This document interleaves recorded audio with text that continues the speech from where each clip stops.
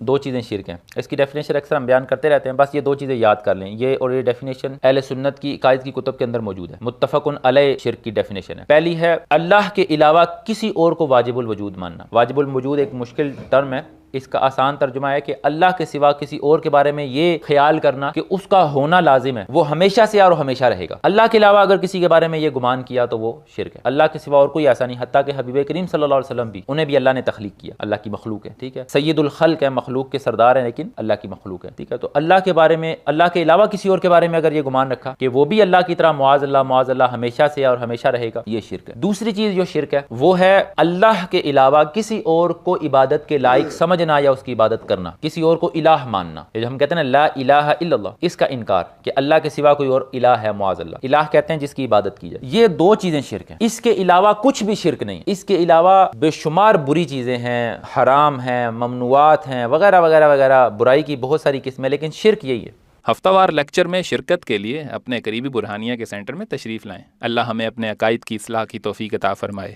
آمین۔